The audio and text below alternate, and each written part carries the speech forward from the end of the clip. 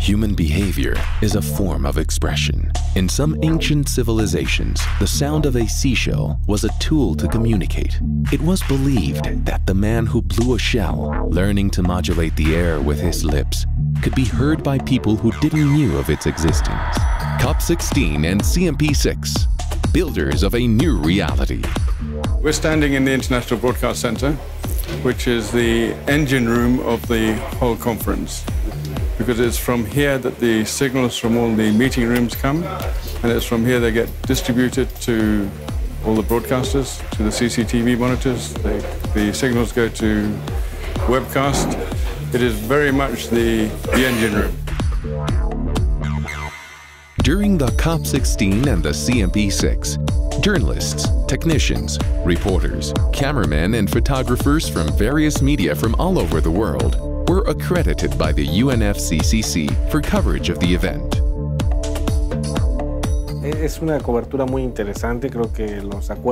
This coverage is very interesting. I think that the agreements the different delegations gathered here are reaching will be very important for the future of our planet. But I also understand that it is a very complex negotiation.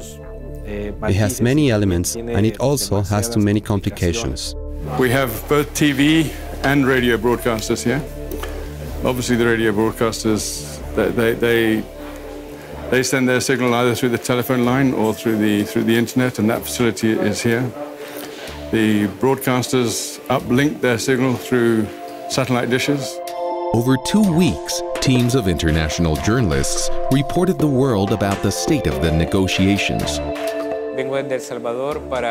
I come from El Salvador to support my colleagues in the photo area for the coverage of the conference. I think this is an issue that must be treated in a very responsible way, because we are already seeing the effects of climate change worldwide. I'm Michael Wiedemann from German television, public television ZDF, and we come from Germany.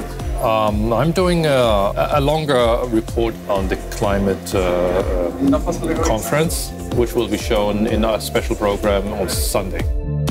Every message is a statement about the past, but every mass media message may have implications in the future. That is why the responsibility of mass media is to be a vehicle to communicate the facts and therefore change minds. It is important to do a serious coverage, a well-documented one, about the threat to the survival of our species. This issue has to be addressed by world leaders. If it's not treated at this time, in 20 or 25 years, it would be too late. Climate change is becoming more and more of a global issue. So each conference does attract a lot of media attention. In this media complex, we've got 94 media positions, workstations. But if you walk around the media center, we also have a press area for journalists. And there we have the facility for 600 journalists. So it's a very big event.